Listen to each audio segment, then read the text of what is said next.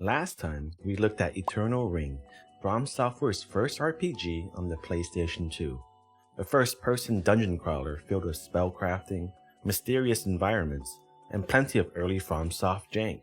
But Eternal Ring wasn't the only game the studio had ready for the PS2 launch. Released alongside it on October 26, 2000, Evergrace was FromSoftware's second offering for Sony's brand new console, and this one took a very different direction. Rather than staying in the first-person perspective like Eternal Ring or Kingsfield, Evergrace embraced a third-person action RPG approach. It was a bold move, and in many ways, it was the studio's first real experiment with mechanics that would eventually evolve into the foundation of the Souls series. Originally planned as a PlayStation 1 title, Evergrace was well into development when FromSoftware made the decision to pivot and release it on Sony's upcoming PlayStation 2 instead. This wasn't just a resolution upgrade or a late-gen enhancement, it meant rebuilding much of the game from the ground up to take advantage of the PS2's then powerful hardware. The result is a game that feels like it's caught between two eras. Visually, Evergrace pushes the PS2 in ways few launch titles did, with full 3D environments, real-time equipment changes reflected on the character model, and some ambitious lighting and texture work. But underneath the surface, you can still feel its PS1 roots. The animations are stiff, the controls can be awkward, and the interface often feels like something ported directly from an earlier console generation. Mechanically, it's equally conflicted. The combat is more complex than most launch-era RPGs, with weapon damage types, elemental affinities, equipment with unique active abilities, and a semi-stamina based power meter that adds layers of tactical depth. But at the same time, none of these systems are explained well in the game, and many of them feel like first drafts. Promising, but unrefined. In many ways, Evergrace is emblematic of the challenges that came with developing for the PS2 in its early days. A powerful new console with radically different architecture, and a developer still learning how to fully utilize it. It's experimental, it's messy, but it's also full of unique ideas that wouldn't resurface in mainstream FromSoftware titles until years later. With its dual protagonists, elemental weapon system, and equipment that grants unique active abilities called Palmira actions, Evergrace quietly laid the groundwork for systems we'd see polished years later. It's not a hidden gem exactly, it's far too awkward and uneven for that, but it is a fascinating step in FromSoftware's evolution, and a reminder that even in their earliest days, they weren't afraid to experiment. When Evergrace launched alongside Eternal Ring in late 2000, the response was mixed, to say the least. Critics weren't quite sure what to make of it. On the one hand, it was an ambitious action RPG with a unique aesthetic, deep equipment customization, and a hauntingly bizarre soundtrack. On the other hand, it was also undeniably clunky. The visuals looked dated even for a launch title. The controls were stiff, and the camera system frustrated more than it helped. Review scores reflected that confusion. GameSpot gave it a 5.2 out of 10, calling it just shy of average, while IGN and GamePro acknowledged its creative ideas but criticized its execution. Famitsu scored it a respectable 28 out of 40, but overall, Evergrace quickly faded into the background of the PS2's massive library. But flash forward 20 plus years, and Evergrace has gained a new kind of appreciation, especially among FromSoftware fans. On forums like Reddit and sites like Backlog, fans describe the game as a flawed gem, an emotionally meditative experience that may not play well but feels unlike anything else. Many point to the soundtrack composed by Kota Hoshino as the game's secret weapon. Today, Evergrace is seen as a kind of spiritual ancestor to Demon's Souls, a weird, bold prototype of what FromSoftware would later refine into genre-defining greatness. So yes, Evergrace launched to middling reviews, but in hindsight, it was ahead of its time in a lot of ways. Its systems were strange, its visuals were off-kilter, and its storytelling was vague. But that's also what made it memorable. It's the kind of game that sticks with you, even if you're not always sure why.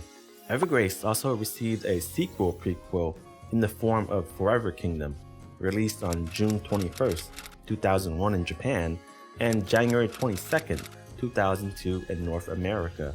The game serves as a direct lead-in to the events of Evergrace, fleshing out more of the backstory behind Darius and Sharline, and offering deeper context for the world of Edinburgh. We'll eventually be covering Forever Kingdom later in this series, but for now, just know there's more Evergrace to come. So with that in mind, let's take a closer look at Evergrace, a game that was strange when it launched, and honestly, it's still kind of strange now, but in its oddness lies its charm. For fans of FromSoftware's darker legacy, it might just be time to give this overlooked gem a second chance. Before we get into the main chunk of the game doesn't really do a good job explaining what's happening or what's happened before, so I'll just give a very brief overview of the setting and backstory of the game. Evergrace's story takes place on the continent of Edinburgh, more specifically within the ruined heart of the once mighty Rieubane Empire. Once a dominant force, the Rieubane Empire rose to unprecedented power through its mysterious research into Billiana trees, massive and mystical trees. Their studies led to the creation of Palmira Armaments, weapons imbued with elemental and mystical forces, and these fueled the Empire's military dominance. But like many great powers, Rieubane fell, and now its remnants lie hidden among overgrown ruins and relics of war. The story of Evergrace begins somewhat abruptly, with the protagonists Darius and Sharline mysteriously transported into the Empire's decayed lands, seemingly without reason. There is no divine intervention shown, no clear magical portal, they're simply there. However, we do know Darius is a crest bearer, and that may hold the key to everything. Crests are ancient marks that appear on the body. Darius bears his on his right hand, and they're widely believed to bring misfortune, suffering, and despair to both the bearer and those close to them. The public fears them, and many who had them are cast out, hunted, or shunned. Darius himself believes his crest is a curse, responsible for the pain he's endured. Sharline, while not a bearer herself, becomes living proof of how the crest affects the people around its host. This concept of a magical brand that brings power and inevitable suffering reminded me a lot of the true ruins from Suikoden, especially the Soul Eater rune, governing over life and death. Much like Darius' crest, the Soul Eater brings immense power but also tragedy to those around the bearer. In Suikoden, we see this play out with Ted, whose centuries-long suffering is passed down to Tyr, who inherits not only the power but also the burden. The rune feeds in the souls of the people closest to its host, turning friends and family into fuel for its strength. It's a heavy, fated inheritance, one that echoes Darius' own struggle. While Evergrace doesn't dive as deeply into political or interpersonal tragedy as Suikoden does, there's a clear spiritual and thematic overlap. Power comes at a cost, and those chosen often suffer the most. We see a lot of this as many of the past crest bearers that are captured by Morpheus end up becoming bosses for us to slay. I mean, we see it in Darius, where he's basically a master swordsman. We're not given much backstory for Darius or Sharline in Evergrace itself, and the narrative is sparse and fragmented. However, Forever Kingdom, the prequel-sequel released later, is expected to fill in more of their past, motivations, and the true nature of the Cresses. Evergrace's full story is only revealed by playing through both characters' campaigns, Darius and Sharline. You can swap between the two at any save point, but if you're looking to follow the story in chronological order, I recommend playing Sharline first, as her journey takes place before Darius's. In my own playthrough, I started with Darius, and after finishing his route and then playing through Sharline's, it was really cool to see how the two stories interconnected. And as for who to play first, honestly, it comes down to your playstyle. Darius leans more toward a melee-focused build. He can feel a bit tougher at first due to the close-range combat, but he also has access to the strongest weapon in the game, the squeaky hammer, Zol's toy. It absolutely trivializes combat, but it's also missable, so you'll need to go out of your way to find it. Sharline, on the other hand, plays more like a ranged character. She relies heavily on bows and Palmira actions. That said, she still gets some solid melee options, most notably the Sacred Rod, a weapon with long reach and a fast stabbing animation that's honestly kind of broken once you get the rhythm down. Whichever character you choose first, it is required to see through both characters' story to access the final battle and ending of the game. While it's not the most complex tale out there, the way it subtly intertwines the two protagonists makes for a pretty unique experience.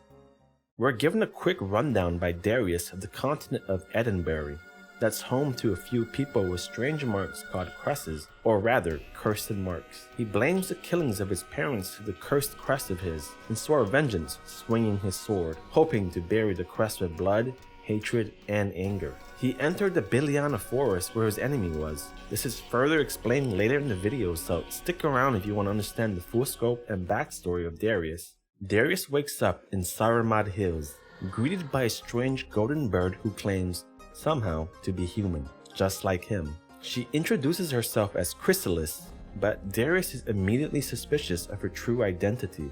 Chrysalis explains that she was transformed into this form against her will by a demon, and that monsters have overrun the land. It's here that Darius learns he's in the Rieubane Empire, though he doesn't seem all too concerned and brushes her off. From here, we're given control of Darius, and I'll give a quick overview of the controls after he grabs his sword.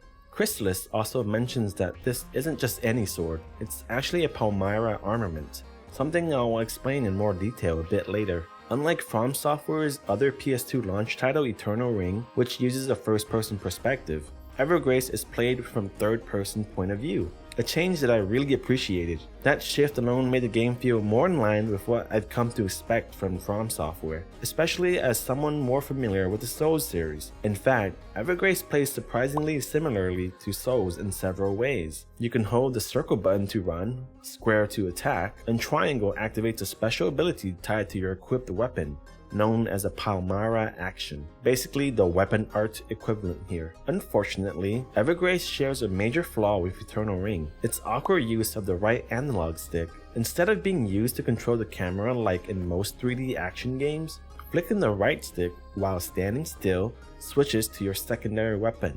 Yep, that's what they chose for the right stick. It doesn't work if you're moving, so mid-combat swaps are more frustrating than they should be. The camera system itself is probably one of the biggest issues, much like Eternal Ring, dragging the game down. It's practically glued to your back, and while you can adjust the field of view slightly using R2, the options are limited to 3 presets. There's no free movement, so if enemies are behind you or off to the side, you're basically blind unless you reposition yourself manually. There is an attempt at a camera reset via R1, but it feels more like an analyze or zoom function. Still, if you tap R1 and hold it just right, it'll snap the camera to face the same direction as your character. You'll be doing this a lot. And while it's useful, it's clunky, especially in tight spaces, which are a pain to fight in. As for other controls, L2 cycles through Palmira actions. However, if you change your equipment, it defaults back to none, which means I often found myself hitting triangle, expecting a magic attack, only to get nothing. L1 works like a quick use item slot, think Estus Flask. You're almost always buying your healing item here, like a health extract, letting you heal to full at any time with a single button press.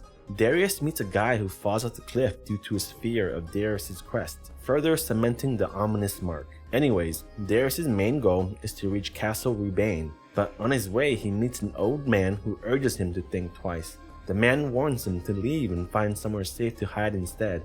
After chasing a dog around the area, yeah, that happens. Darius returns to find the old man under attack by a monster right at the castle gates.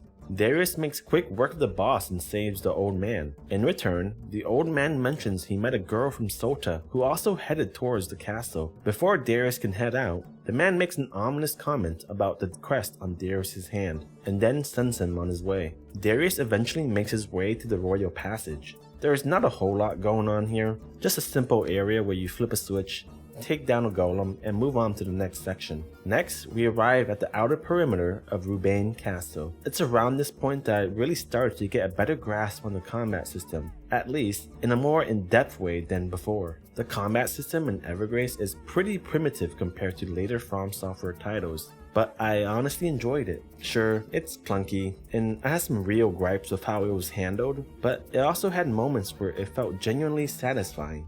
What makes the system more complex than it first appears is the damage typing. Weapons do different types of physical damage, blunt, slash, or stab, and many also have elemental affinities like fire, earth, ice, or lightning. Enemies have their own strengths and weaknesses, and sometimes using the wrong element will result in them absorbing your attacks, while the right one can absolutely melt them. Another key aspect of Evergrace's combat is its stamina system, or rather its unique take on stamina, called power, that sits right next to your HP bar in the bottom left. It's a fascinating system though, not without its flaws. Every time you attack or use a Palmira action, it consumes all of your current power. The more power you have when you strike, the more damage your regular attack deals. As far as I could tell, this doesn't affect the magical damage of Palmira actions, though I'm not 100% certain on that. Initially, it feels clunky.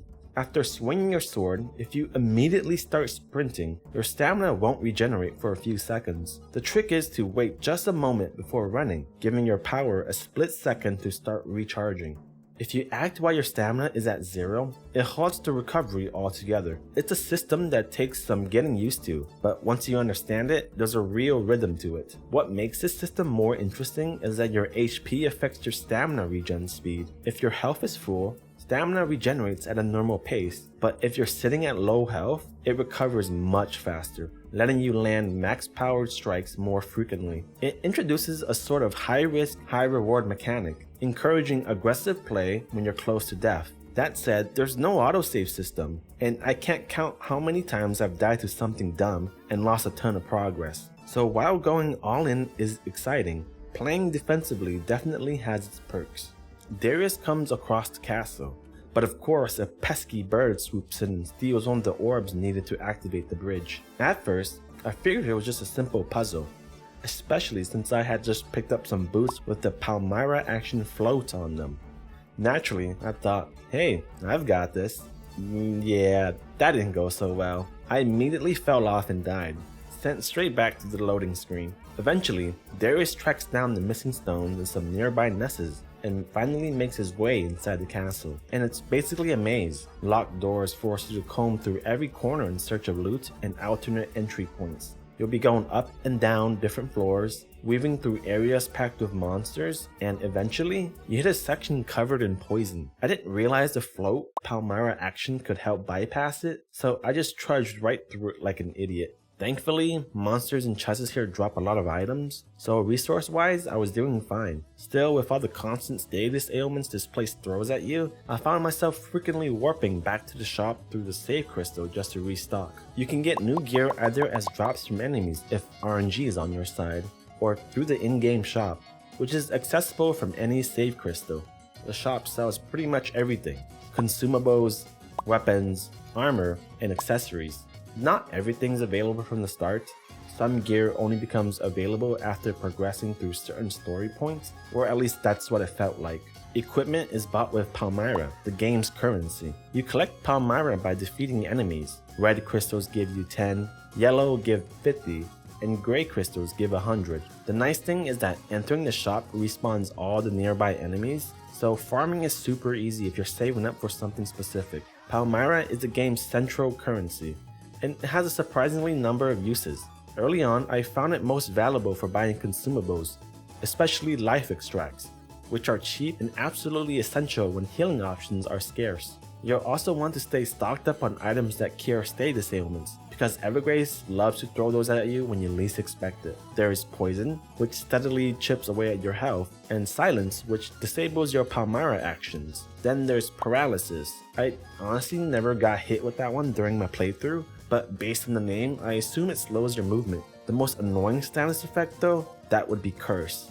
It drastically reduces your damage output, forcing you to take multiple swings just to kill basic enemies. And the longer you're in combat, the more likely you are to make mistakes, especially in areas with instant death ledges, which Evergrace has in abundance. To top it off, being cursed just decreases the efficiency of your equipment's durability, as it means more swings, more possible damage to you, and just not a fun time. It's worth keeping an eye out for weapons with specific elements, since you'll need them for certain puzzles later in the game. Armor can also be purchased, though I didn't really bother. Once I had a decent set, I stuck with it. Honestly, I felt almost unkillable for most of the game, especially with a life extract ready to heal me back to full health in a pinch. The most important use for Palmira, though, is the upgrade system. You can invest in your Palmira Armaments to improve their stats and increase their max durability, making them both stronger and more long-lasting. Weapons can even unlock up to 2 additional Palmira actions as you upgrade them. Each piece of gear is classified by a Palmira level: low, medium, or high, with high being the final final and most powerful tier. Upgrades can be expensive though, especially towards the end game when costs shoot into the thousands. So you really have to be picky about what you invest in. You can also use Palmira to repair damaged equipment, but again, it's pricey as I mentioned earlier. Using Billiana extracts is usually a much more cost-effective option. And then there's the game's color customization feature, which lets you dye your armor. It seems like a purely cosmetic addition at first, but surprisingly, it ends up being required for progression later in the game. It's a strange design choice, and it kind of comes out of nowhere, but it does at least give the feature some purpose beyond just looking cool. The shopkeeper really loves mushrooms, and throughout your journey, you'll occasionally come across a few of them. They're pretty limited in quantity though, so it's best to hold on to them. When you give him a mushroom, he'll give you 50% off your next purchase, so it's smart to save them for an expensive upgrade or rare items to get the most bang for your buck. Palmira Armaments, or equipment, are split into 5 main categories: weapon, helmet, body armor, leg armor, and accessory. What adds an extra layer of depth is that many pieces of equipment, especially weapons, come with Palmira actions, which are essentially Evergrace's version of weapon arts for you Elden Ring fans out there. These include magical abilities like Fire Raid or Ice Raid, long-range attacks that can actually be incredibly useful. Some armor pieces even have unique Palmira actions. For example, one set gives you the float ability, letting you hover over hazards like poison or lava. Another set, much like the speed boots, allows you to sprint at ridiculous speeds. I didn't need it much, but it was still cool to mess around with. There's a decent amount of Palmira armaments that are available in the game, although many of them will be dropped by killing certain monsters, so if you're lucky, you'll be able to find them. Another important aspect to keep in mind during your journey is equipment durability. Every Palmira armament you equip gradually wears down over time. You can monitor this in the bottom right corner of the screen, where each slot is labeled: W for weapon, H for helmet, B for body armor, L for leg armor, and A for accessory. Some gear has higher durability than others, but no matter what you're wearing, you'll need to keep a close eye on it, because once a piece breaks, it turns a dull white to indicate it needs repairs. Broken equipment takes a huge hit to its stats, and more critically, you lose access to its Palmira action, which can really cripple your effectiveness in combat. It's always better to repair gear before it breaks, because it's significantly cheaper that way. While there is a fix option available at shops later on, it's still fairly expensive. What worked best for me was using the Billiana extract item, which restores durability for just 200 Palmira. It's cheaper than repairing at the shop, and you can carry it with you at all times, making it a smart investment. In cases where something does break, especially for an important piece, I found that upgrading the equipment was a cost-effective workaround. Upgrading a broken piece will both restore its durability and improve its stats in one go. It's essentially like paying for a repair and an upgrade in a single transaction. However, if that gear is already at max level, well, tough luck. You're gonna have to shell out for that repair. Every Palmira action also takes a small amount of durability to use it as well, so make sure to use it leisurely. Darius eventually makes his way to the top of the castle and runs into this woman-monster hybrid. This was the first boss that wasn't just a brain-dead, hit it until it dies kind of fight. Her melee range was deceptively wide, and she'd shoot projectiles if you tried to keep your distance. But after a few tries, I figured out the sweet spot: bait her melee, dodge, and then punish her during her recovery. After taking her down, we head deeper into the castle, where we're met by a strange little blonde boy just standing there. He starts floating and suddenly transforms to a full-blown demon. Darius even asks if he is the demon, and honestly, he sure looks like one. The fight introduces some new mechanics. He has an AoE lightning spell, a fireball, and a basic melee swing. He's not too difficult once you learn his pattern. Just dodge his spells or melee, then get a few hits in. After the fight, the demon takes notice of Darius' crest, commenting on it as the castle starts shaking. Then a mysterious voice calls out to Darius, guiding him to safety. It's a woman, another crest bearer. Darius suspects the demon was after crests, but she hints that there's more to it. She's not ready to reveal everything yet, and instead leads him underground. Darius then runs into Chrysalis once more, demanding answers, but Chrysalis, as usual, dodges his questions. He vaguely points Darius towards the priestess, suggesting that she might have the information he's looking for, but any attempts to pry more out of him are brushed aside. Chrysalis clearly knows more than she's letting on. Up until this point, most of the puzzles and areas have been pretty manageable, nothing too crazy, but the underground shrine, that's where things really shift. The platforms are spaced out with walkways between them, and some are guarded by these wall-mounted monsters that shoot projectiles, trying to knock you off the edge. And if you fall, instant death. I think now is a good point to talk about the level and world design in Evergrace. Evergrace's world feels surprisingly alive, even with its dated PS2 era graphics. Honestly though, I really enjoy retro visuals like this. I've always been much more of a gameplay first kind of player anyway. The level design is pretty linear for the most part. You move from one zone to the next in a fairly straightforward path. There are a few times where you'll loop back around to previous areas, but not often. Most zones are populated with constantly respawning monsters, and typically include a puzzle or two to gate your progress. Zones range from bright green outdoors to dark and dank castle dungeons, and environments that coincide with an element, like lava-filled caverns or an ice cavern. The design of each zone is at times linear, a straight path onwards to the objective. Other times, exploration is key, as you loop back from end to end in search of a required item to continue onwards. These levels are oftentimes filled with hazardous traps, such as poison-laden pools on the ground, lava, and even slippery ice. A lot of the environment ties in with how you interact with them, floating past pools of poison and lava through the usage of the float Palmira action, or utilizing elements in puzzles. These puzzles range from pretty basic like flipping switches or pulling levers, to more involved ones like rotating colored mirrors to match and unlock doors. A lot of these puzzles also tie into the game's elemental mechanics. You'll often find puzzles where the solution involves equipping a weapon of a specific element to open a door, or using an opposing element to break down barriers. Some obstacles require specific Palmira actions, like melting an ice block with a fire-type action, or smashing debris with a blunt weapons crush Palmira action. These mechanics can feel a bit jarring at first, especially when the game doesn't really tell you that the environment is interactable in these kind of ways. Sometimes you'll require specific pieces of gear to move forwards. One example being that the guard lifts or elevators later in the game require you to equip the guard boots in order to use. Small things like this make the environment feel more interactive, and equipment becomes something more than just stats. And the puzzles? They're not always intuitive. One mistake can kill you, and there's no mercy if you haven't saved. Fall into a trap or take a wrong turn, and it's back to your last save point. Progress gone. Another major part of the level design, chasms.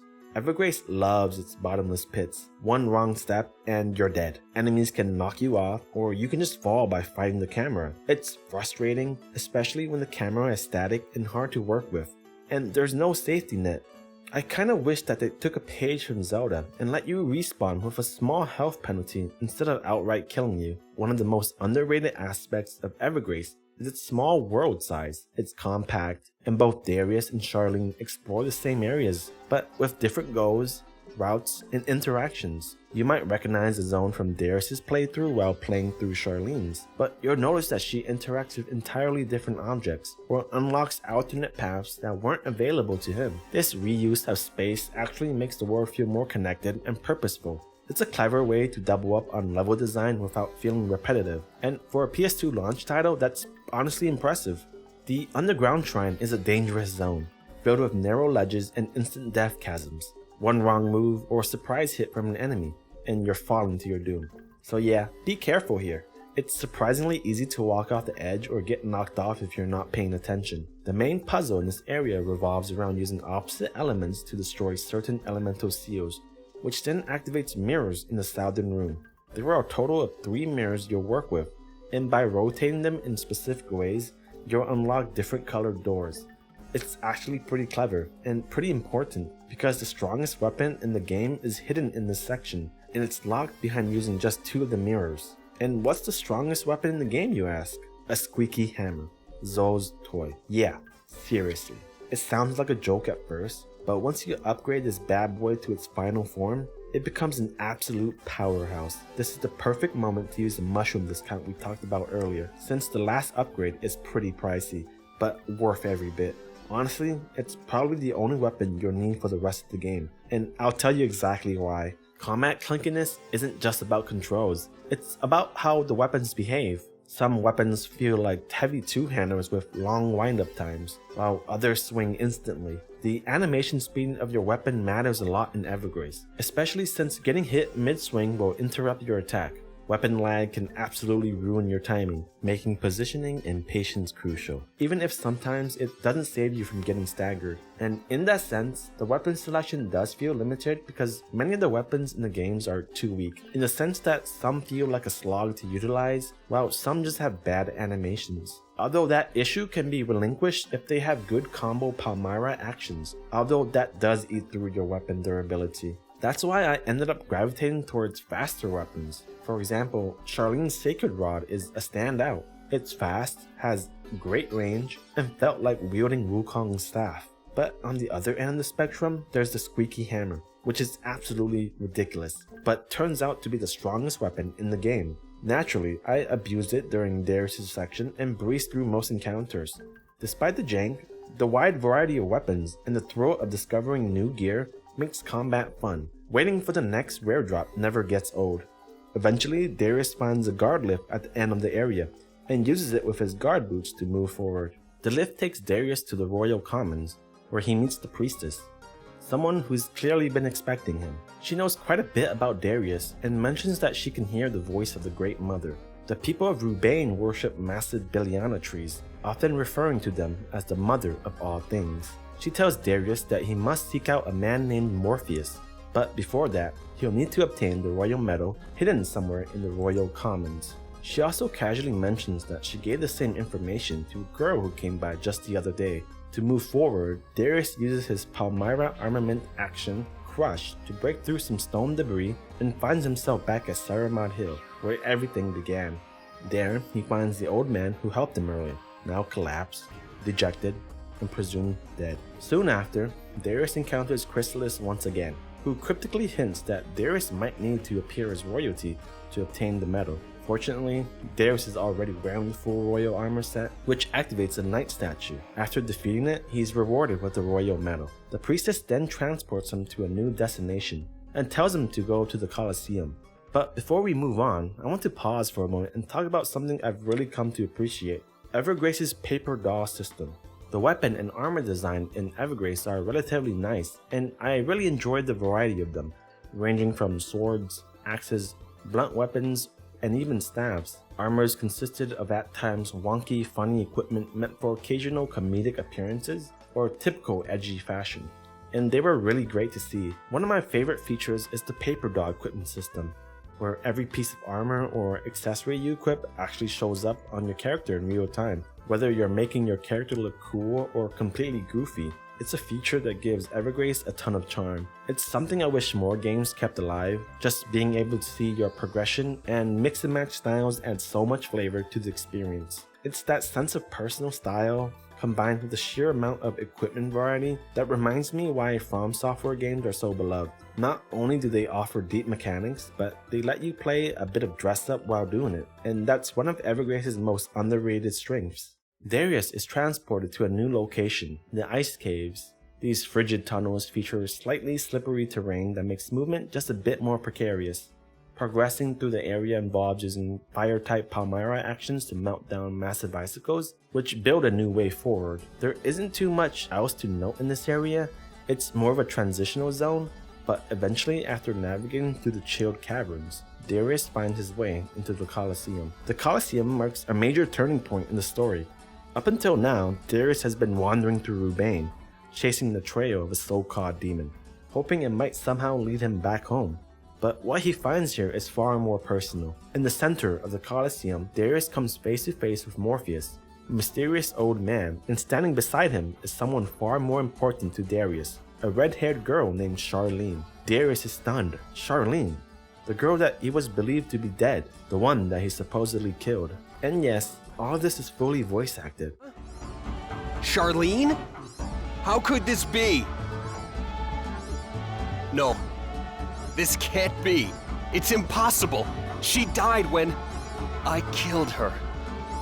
Though, let's be honest, the voice work here is pretty rough. It gets the job done, but don't expect any Oscar-worthy performances. The voice acting in Evergrace is serviceable, at best. Most of the cutscenes are fully voiced, which is honestly pretty impressive for a PS2 launch title, but the quality is kind of all over the place. Sometimes the subtitles don't even match what the characters are actually saying. It definitely adds something to the atmosphere, but a lot of the performances feel flat or monotone. That said, Morpheus, yeah, the main villain is unintentionally hilarious. Between his over-the-top voice and bizarre design, it's hard to take him seriously, but he's memorable for all the wrong reasons.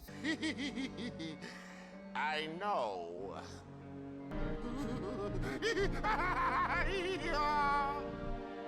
In typical FromSoftware fashion, a lot of the deeper lore and story beats are hidden in vague symbolism or come through in the way NPCs speak and interact with each other. If you're used to that style, you'll feel right at home, but if you're looking for something more straightforward, this might leave you scratching your head. Darius finds himself face to face with Morpheus again, alongside Sharline, and that same flying boy he fought back in the castle. But something's off. Sharline seems dazed, completely unresponsive to Darius, like she's not even really there. Morpheus ends the conversation quickly, taking Sharline away, and sends in a red swordsman to deal with Darius. And, well, let's just say he picked the wrong fight. Armed with the utterly broken squeaky hammer, Darius wipes the floor with him in just a few hits. That's how busted this weapon is. It turns even a dramatic mid-boss into a joke. Before he dies though, the swordsman unleashes one final attack, creating a massive crater that sends both of them crashing down into the depths below. Darius and Chrysalis arrive in a new area that's basically a volcanic nightmare. Lava everywhere, heat radiating off every surface. While exploring, Darius comes across a wounded blonde man sitting on the ground, barely hanging on. The man says he just met a nice girl and pleads with Darius to save Sharline from Morpheus before she ends up as one of his guinea pigs. As a parting gift, he hands Darius a red sphere. Also, quick PSA, lava is dangerous. I found out the hard way when I tried walking through it. Who would have guessed? Further exploration leads Darius to a second sphere, this one blue. Naturally, a boss fight follows. This time, it's a towering red giant wielding a staff, surrounded by a barrier of fire. Darius places the two spheres on altars at both sides of the arena, which disables the barrier and starts the fight. The boss itself isn't too difficult, but its hitbox is weird, like really weird. I ended up cheesing it with long-range Palmira actions until its health bar dropped to 0. And this is actually a good point to stop and talk about the monsters in Evergrace. The monster design in Evergrace is like no other. There's a rat that you encounter early on that, well, let's just say it looks a bit suspect. But turns out it's actually called a melon rat. Yeah, I definitely didn't expect that. The game throws a wide range of creatures at you, from animal-like beasts to Demogorgon-style horrors and ephemeral beings like ghosts. And man, I hated those ghosts. They constantly curse you, making fights longer and more annoying. Honestly, anything with projectiles was always a pain, especially when combined with narrow spaces or weird hitboxes. Visually, monster designs range from oddly mundane to completely bizarre. Just look at the Hentacle. Yes, that's its actual name. Then you've got enemies like Xenovius, Zaptia, and Dementia, creatures that wouldn't feel out of place in some late-game JRPG fevered dream. Some designs clearly lean into that signature FromSoftware weirdness, walking the line between creepy and comical. Slimes also make an appearance, but they have a cool little mechanic. If you slice them with a slash-type weapon, they split into smaller slimes. And if they manage to latch onto you, they'll cling you and drain your health. Annoying but memorable. You'll also find these little imp-like creatures that jump out of trap chests. They latch onto you and poison you constantly. And yeah, I absolutely despise those things.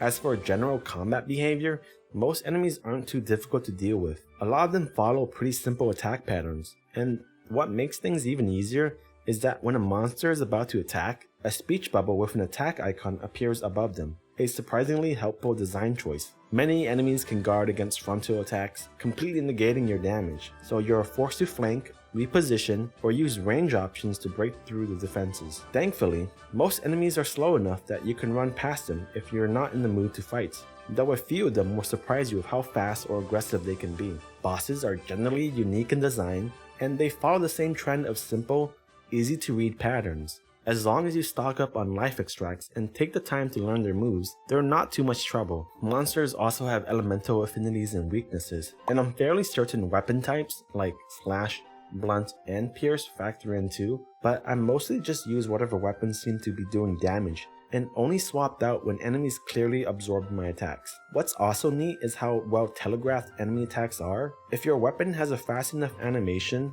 you can interrupt them mid-swing and completely shut them down. And if you're using the stamina power regeneration trick, staying at low health, you can absolutely stunlock some enemies with a non-stop barrage of attacks. It kind of breaks the balance, but it's really fun. All in all, I do like the variety of monsters in Evergrace, but they're a bit too easy for the most part. I found myself wishing that there were more ways to approach encounters, maybe through more advanced AI, elemental interactions, or unique resistances. Bosses, while visually distinct, often boil down to being damage sponges.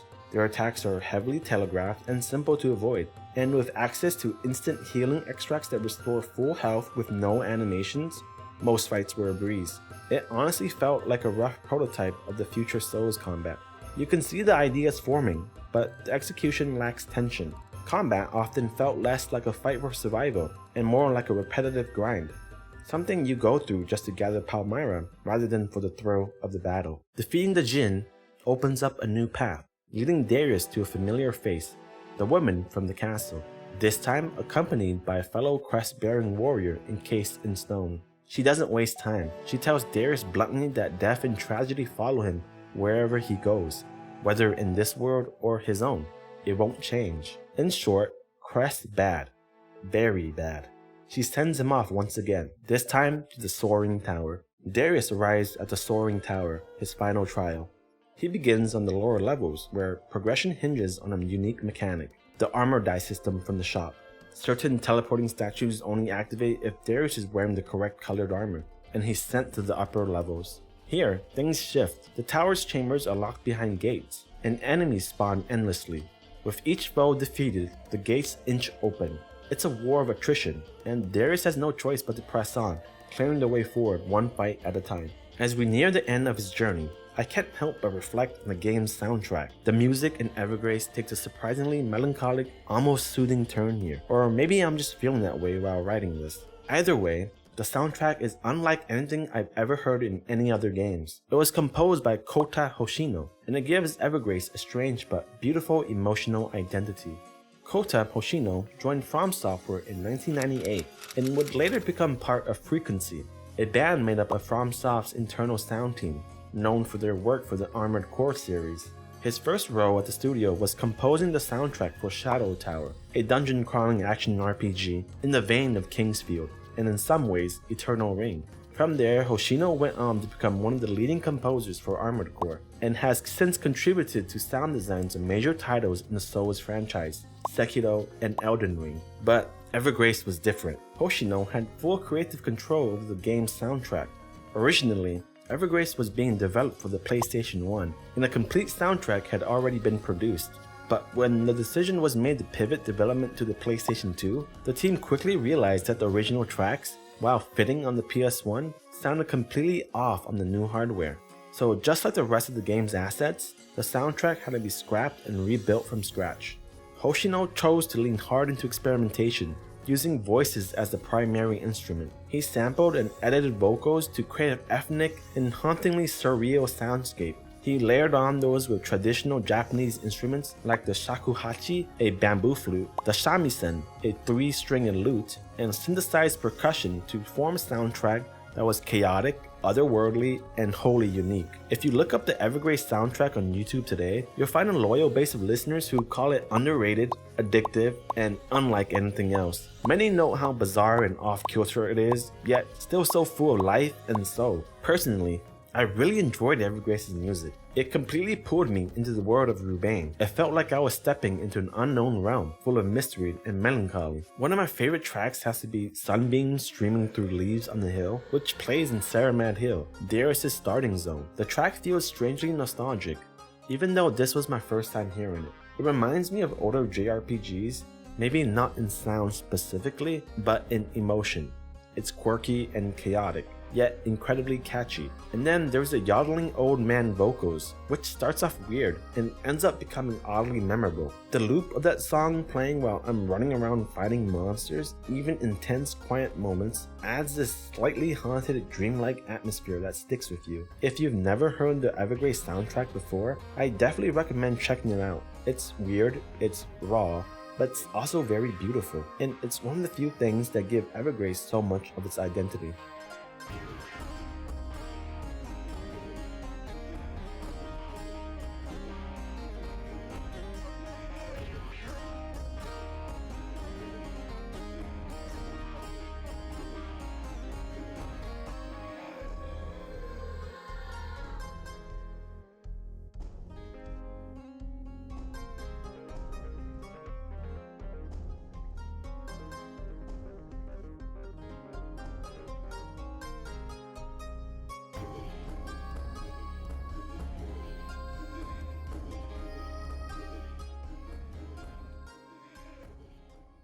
We encounter another boss, this one with strange needle-like arms, but it's hardly a challenge. Just like with the Djinn, long-range Palmira actions make short work of it. Like I said, this game is very easy.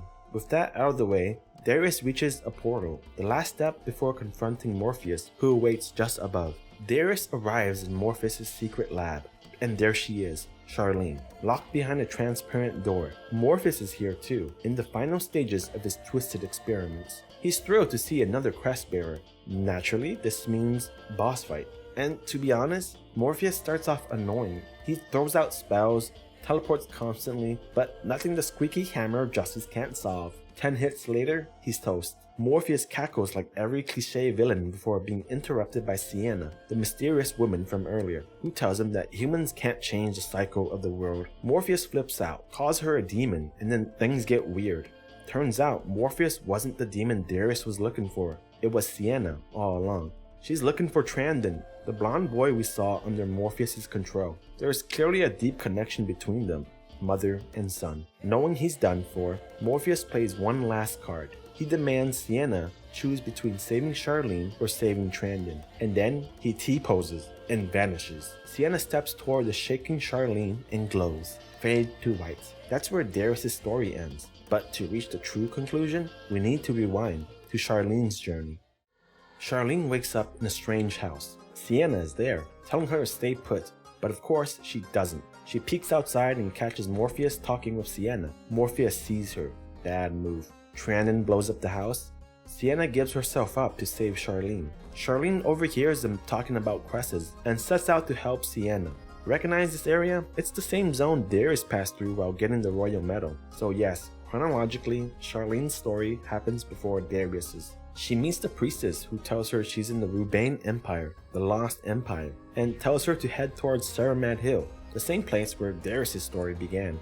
Sharline finds the old man mourning a corpse. She offers him a flower and tells him she's from Sota. He's confused. This war is sealed. No one should be able to come in or out. He mentions a pendant that can open a path beyond the passage of the three heads. Sharline returns to the royal commons, places the necklace on the third head statue, and to which the priestess tells her to touch the knight statue to be sent to where she sought. Sharline arrives in a lab crawling with weird tentacle monsters called Hantacles. Traps are everywhere. Some are hilariously cheap, like one right in front of the door. Yes, I died. Yes, I was annoyed. Oh, and there are these 8 monsters, fastest enemies in the game. Combine that with Sharline's painfully slow bow animations, and yeah, rough. Eventually, she meets Orladin, a wounded blonde man and a member of the Rieubane royalty. He gives her a Biliana fruit, essential for reaching Morpheus. Sharline finds Morpheus in the commander's room, and he sticks his underling against Sharline. And this is probably the hardest fight in the entire game for me. Stuck in a tight room, the boss is large and takes up much of it. Not to mention, if you get too close, its AoE lightning attack will easily hit. You get too far, it'll shoot a fireball at you. Because of the camera controls, it's really hard to see what it's doing unless you're practically next to him. My only way to defeat him was to cast my Palmira action, but at times it was inconsistent. Sometimes doing hundreds of damage, at times only doing tens. Yeah, I had no idea, but it took me a while to defeat this guy. After defeating it, Sharline opens the gate with a lever and another locked gate with a button. I'm not gonna lie, I took a long time trying to find this locked gate. It wasn't until I looked up a video of someone running through this section of the game to find where I was supposed to go. Sharline ends up in the Palmira refinery room, and she has to refine the Billiana fruit to create a transport Palmira. Yeah, I looked up this answer. I was already starting to hate this place after all. Sharline uses it to teleport even further into the lab. Sharline ends up on another floor where in each corner of the map lies a gate locked behind an elemental weapon. To gain access, Sharline must have the weapon of the correct element indicated by the door equipped. Then she must use a Palmira action of the opposing element to unlock the next transportation module. Using the next teleportation device, Sharline encounters a blonde woman, Morpheus' granddaughter. She tells Sharline that she'll activate the next teleportation device for her. The next one takes Sharline even deeper. Oh boy. This zone was kinda ass. Sharline arrives at a zone where there's a rotating platform in the middle, much like the hands of a clock, and she must use it to access other sides. Yeah, I died a few times here from misstepping like a pixel off. Pretty frustrating. Sharline comes across a mirror and randomly other versions of herself appear, and she must defeat them. Sharline finally arrives in the test room where she finds Sienna slunk down on the chair. Morpheus giggles and activates his trap. Sienna, much like a doll, gets up and attacks Sharline. Without the godly power of the squeaky hammer, these fights are rather annoying. She casts a lot of magic, but with a fast melee weapon, you can essentially lock her in a guard animation and just rotate around her. A bright light shines and Sharline is then transported to the abandoned road. You know, that lava place. Sharline eventually encounters the same crest-bearing warrior that Darius and Sienna met earlier. This time, enraged by everything Morpheus has done, he lashes out at Sharline instead. The fight? Pretty easy. He kinda just walks at you and hops around. As long as you keep your distance on kite him, it's a breeze. After the battle, he calms down and explains his story. People hated him, feared him, betrayed him, all because of his crest. He spent a long time as a test subject. He admits that crests don't even hold much power, but the fact that only a few people have them, that alone was enough to stir fear, insecurity, and cruelty in the hearts of ordinary people. With his last ounce of strength, he sends Sharline where she needs to go. He pleads to the mother to protect her, and then he turns to stone. Sharline arrives at the tower, the same one we saw Darius explore, and honestly it's mostly the same layout, just with a different teleportation method. She even goes through the same monster gauntlet section where you have to kill enemies to gradually open the doors. Eventually, she comes across a creature encased in a giant ice crystal, but it's no real threat. Her bow makes short work of it. Sharline then enters Morpheus' secret lab. There, she finds Morpheus and Sienna trapped behind a strange transparent door. Suddenly, Trandon appears, which causes Sienna to panic. A mysterious light is produced, and Sharline notes how it feels much like Darius. Morpheus, on the other hand, is clearly shaken by what's happening, and just like that, Sharline's story comes to a sudden stop. The game cuts back to where Darius' story left off. Sienna apologizes to Darius for being selfish and promises to save Sharline. Darius finally reunites with Sharline, but something's clearly wrong with Sienna. She groans, and her voice, it changes.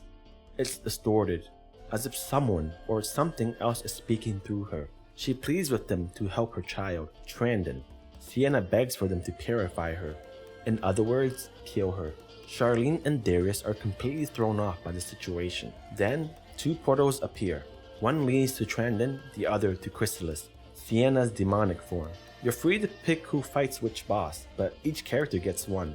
I had Darius take on Chrysalis. The Chrysalis fight is more gimmick than anything else. She's immune to damage while flying, and spends most of the damage dropping hexagonal floor panels, which shrink the arena bit by bit. The only window to strike is right after she destroys one of the tiles. I just kept swinging when the opportunity came. It's an underwhelming final boss. Honestly, too easy. Next up, Trandon. Trandon floats in the land of all ends, casting spells from above. This fight is annoying. Sharline's bow attacks are incredibly slow, and lining up shots is a chore. Trandon only becomes vulnerable when he crashes to the ground. Kneeling, your one chance to land hits.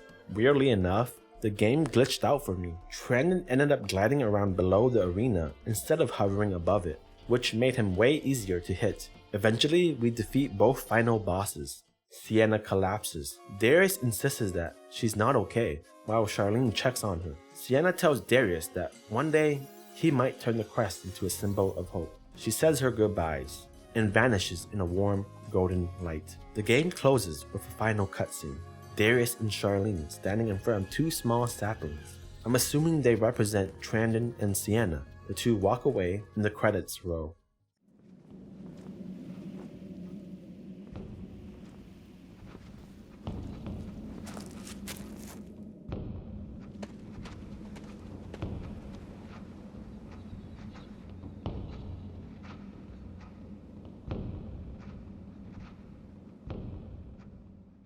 After finishing Evergrace, there's still a fair bit of optional content to dive into. Luckily, you are able to load up your clear data, although you just start at the very beginning of Sharline's story. One of the more completionist-focused tasks is collecting item and monster data. You can view everything you've acquired in a kind of in-game encyclopedia. Item data is straightforward, but monster data is a bit more involved. You first have to defeat a monster, then purchase its entry at the shop, and the prices range anywhere from a measly 10 Palmira to nearly 1,000. It's not especially hard, but it can get time consuming, especially if you missed a monster or two and need to backtrack across the map. Still, I found it kind of cool. Each entry includes the monster's name, stats, and detailed lore, which adds some nice world building flavor. That said, I never really felt compelled to 100% it. The real post-game meat though is the Shadow Tower, a hidden dungeon in a clear homage to FromSoftware's own Shadow Tower on the original PlayStation. To access it, you need to use an item called the Dark Guidepost at a save crystal. It'll teleport you to a pitch black, ominous dungeon made entirely of floating platforms suspended in darkness. Now, the tower itself isn't terribly difficult in terms of combat. The real challenge lies in its layout. Endless bottomless pits, confusing pathways, and no in-dungeon saving makes it a serious test of patience. There are green crystals scattered throughout that let you return to the outside world, but no way to save your progress inside. Personally, I use save states just to save myself from losing hours to cheap deaths, whether that was getting knocked off a bridge by an enemy or misstepping on one of those blinking lava lamp looking platforms.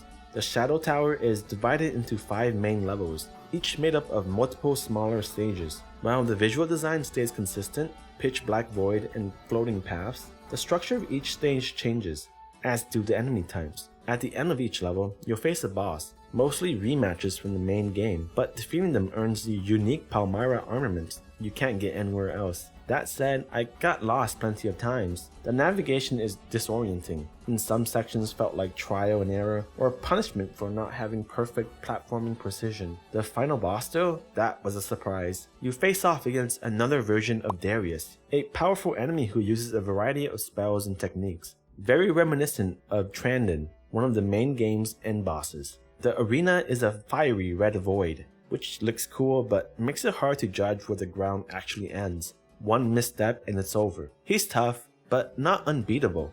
I kind of cheesed him.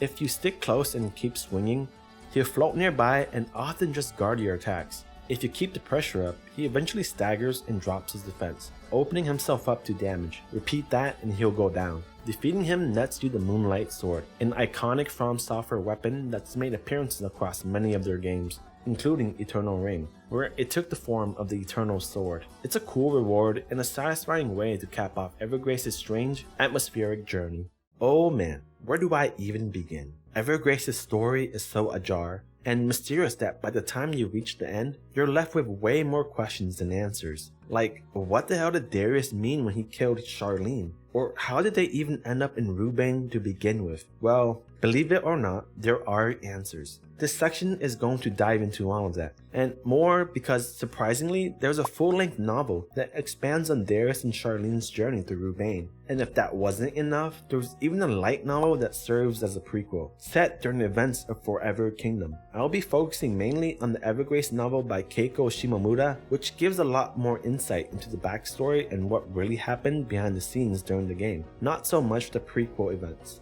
Now, I won't lie, there's a lot to unpack, so if you're not super into lore, backstory, or digging into the differences between the game and the novel, feel free to skip ahead. Also, huge shout out to Elena for translating both Evergrace novels. I'll have links down below to both her and the novel in the description.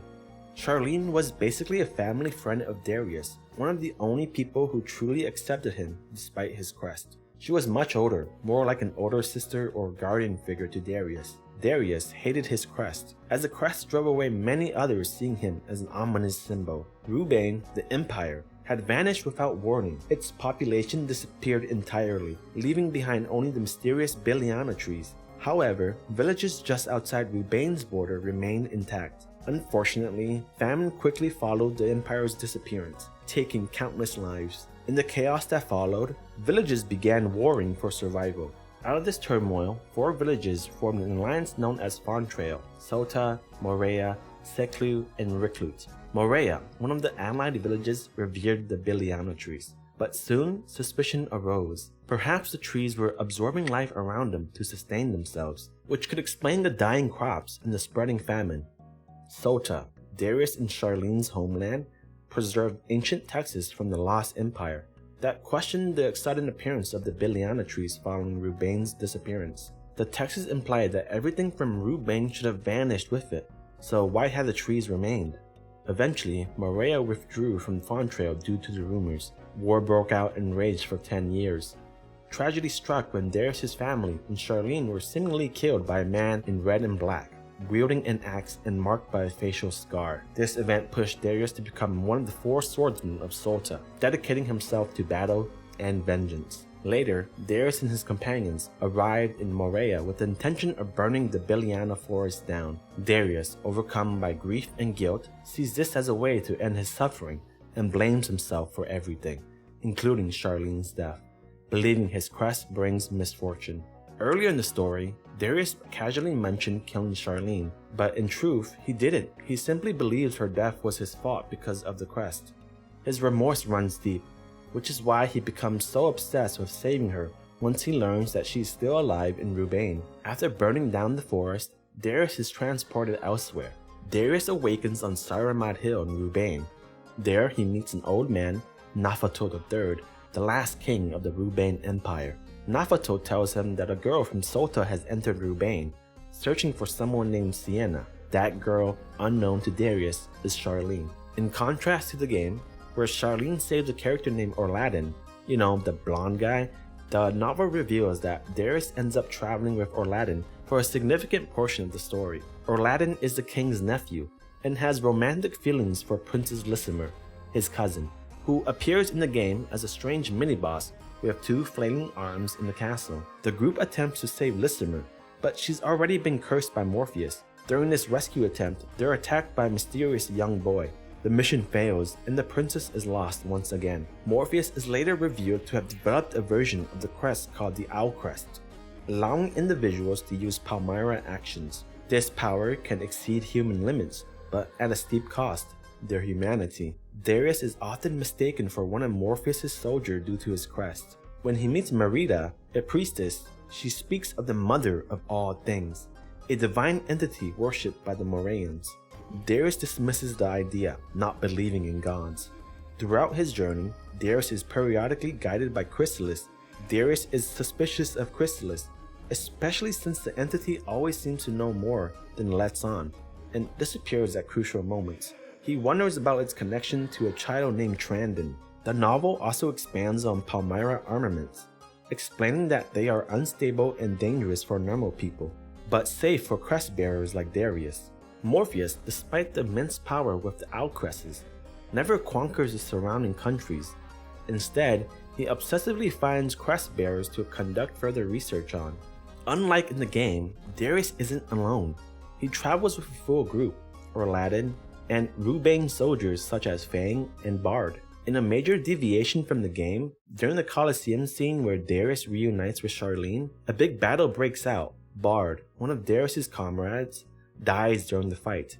They manage to rescue Sharline from Morpheus' control. 13 years have passed since Darius last saw Sharline. While time has aged him, she appears unchanged, implying that she arrived in Rieubane long before he did. Sharline doesn't immediately recognize Darius, since it's been 13 years, and the only image in her mind of Darius is that of a 7-year-old child. Red Breeze, a crest-bearing minion of Morpheus, gravely wounds Darius. In his rage, Darius taps into the full power of his crest, going full Super Saiyan, which Red Breeze acknowledges by saying he hears their mother. Darius dies or goes unconscious, I'm not too entirely sure, and finds himself in the Shadow Tower, a place known in-game as an optional dungeon. There he confronts a shadow version of Sharline, who tries to kill him. Initially willing to die to the hands of Sharline, Darius snaps out of his trance when he realizes that the real Sharline would never do this. He escapes, finds the Moonlight Sword, and reawakens in the real world.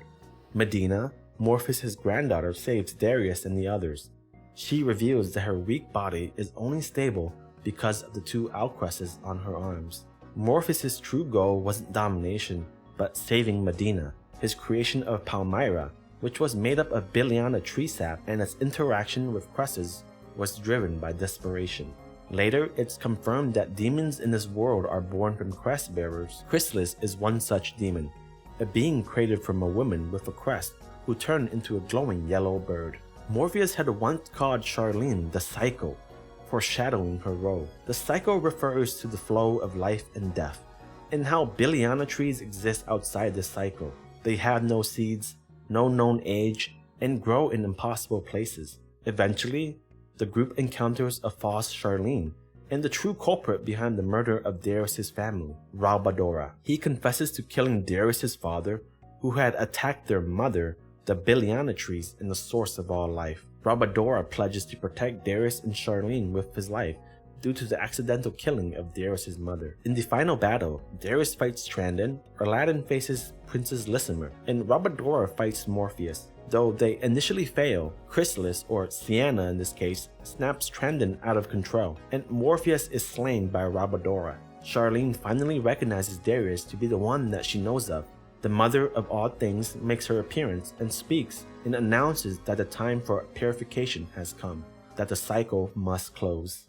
Sienna turns into her Chrysalis form and tries to reason with the mother, asking her to revert the world back to how it once was. But the mother states that once a cycle has started, it's unable to turn things back to how it once was, and how she, as a crest bearer, must fulfill her demand. The mother explains that the cycle is the beginning of her. The cycle swallows all life and death, and what comes after death is a cycle that brings life anew, and shows Darius an example of one cycle, swallowing him up in a golden light. The cycle is essentially the mother of all things sending her soldiers, or the crest bearers, to identify and destroy things that harms lives. So much like in the case of Rieubane and how strong they became, they eventually disappeared because the mother purified them, as she is the one who makes countless spirits bloom into existence and to fill the world with living beings. Biliana trees will then sprout, much like in Rieubane's case after the Empire perished. The cycle is basically just a cycle of life and death. After death comes life, and before life can come once more, death must occur. The mother states that Rieubane's cycle is coming to an end, and that it must be purified. Sienna is the root of all the trouble amongst Rieubane. At least that's what the mother says, and wants her purified, telling her that there is no rebirth, only eternal death and nothingness. Trandon tries to take on the sacrificial role, but Sienna moves ahead. The two of them encircle Rieubane as two golden birds, enveloping it in a golden light. Sienna then pleads with the mother to return Sharline and Darius to where they came from. The Sharline says that there is one last job for them to do, for Sienna to purify her son, Trandon. But she can't, and as the mother tries to get Trandon to purify his mother, Darius is no longer able to watch the cruelty of the mother of all things, interrupting them, telling her that he'll do it. Using the Moonlight Sword, Darius opens up a dimensional rift and sends Sharline and Rieubane back. Aladdin, holding the still and cold body of Princess Lysimer, states that his role as royalty is to go down with the country, and how he doesn't really want to leave Lysimer behind. Sienna has tears of joy after being reunited with her son, Trandon, admitting that she was the demon he was looking for. And in a painful silence, Darius raises the sword, swinging it downwards. The golden light filled the skies, the tower. It touched Sienna, who held and embraced Trandon within her arms. Aladdin, who held the body of Princess Lysimer, gently fading their presence, the golden light melting everything into nothing. Sharline and Rieubane are transported back to the burning Biliana forest in present time, where they meet Rieubane and Felk. and attempt to put out the fire because the Biliana trees were the only way Darius could get back. Darius arrives after being transported by a shining light, donning the moonlight sword. The party is in danger, and is saved when Robadora steps in, telling the villagers that they've returned on behalf of their mother's blessings. With the help of others, Darius regenerates the forest with the moonlight sword. The Biliana trees thrive once again, and Darius then sides with the Moraeans, believing that the trees are vital to the world. In the epilogue, Fontrail considers Darius a traitor, but he and Sharline have settled in the old Rieubane territory, protecting the Biliana trees and telling their tale. The trees bring life to the once dead land, and a village is born, donning the name Rieubane. Despite repeated attacks, Darius and Sharline are too powerful to be defeated. Over time, their settlement flourishes. Biliana trees grow and fill the barren land once again. People began to ignore Darius' quest. In fact, they began to accept it. Ultimately, the tragedy of the quest was rooted in fear. The quest wasn't a curse, but a lens through which the mother of all things viewed the world. Purification was her gift, and her burden to those that bore the crest. Darius attempts to set off on a journey to find other crest bearers and reveal the truth, but Sharline insists on joining him. The story ends with Sharline saying, "I'd really like to be at your side forever and always, Darius," to which Darius simply responds, "I'm grateful," before they converse further about their future plans. Overall, the novel gives us way more backstory than I could have asked for, really helping to piece together the events that unfolded on Darius' journey. Honestly, it would have been amazing if the game had included characters like Orladin, because in the actual game, Darius' path feels pretty lonely. The novel also gives us something the game never did, a satisfying epilogue. It brings some closure to Darius' painful quest for vengeance, tying up many of the game's most confusing or open-ended lore threads. At least, I think it does. I've tried to summarize only the most important parts here since going through everything in detail would have made this video way too long. And if you're craving for more depth and insight into the characters or the world of Evergrace, I highly recommend reading the novel. It's a surprisingly quick read, very easy to follow, and honestly, some of the best lore drops happen near the end, especially after the Colosseum section. I'm actually really excited to dive into the prequel next. I want to learn more about Darius and his two companions, and what kind of suffering they had to endure to earn the happy ending we see here. Evergrace is a game that isn't for everyone, just like how Souls games aren't really for anyone. In general, when compared to modern games, you need a lot of patience to play older, retro-type titles. They're often packed with jank, awkward design decisions, and controls that feel just a little too stiff, and Evergrace isn't any different, especially with its awkward and archaic camera control system. But if you're able to get past that initial wall, you get to experience a hidden gem in FromSoftware's long history, one that in many ways foreshadows the design philosophies the studio would later become known for. The combat is simple but layered, with an elemental system that matters, and Palmira actions that let weapons and armor feel distinct. The customization is honestly one of the highlights. You're not just optimizing stats, you're creating your own aesthetic, fulfilling whatever fantasy you want your character to embody. While many JRPGs tell sprawling world-ending stories, Evergrace tells a more personal one. Two characters burdened by fate, trying to survive a world that seems actively rejecting them. There's no flashy party of heroes, no prophecy to fulfill, just Darius and Sharline, alone, and struggling, fighting for the people they love. That intimacy gives the game a different kind of weight. One of Evergrace's biggest struggles is that it just doesn't give you all the answers. What's the true purpose of the quests? How exactly did Darius and Sharline end up in the current situation? And sure, that kind of mystery is something you'll find in a lot of FromSoftware's games, but in Evergrace, it feels even more disjointed. Thankfully, the world of Evergrace is expanded through the novels, which fill in a ton of the missing lore and backstory. It's all technically optional, but it's absolutely worth diving into if you want the full picture. The novels tie everything together in a way that the game simply doesn't, giving much needed context and meaning to the story that otherwise feels half-told.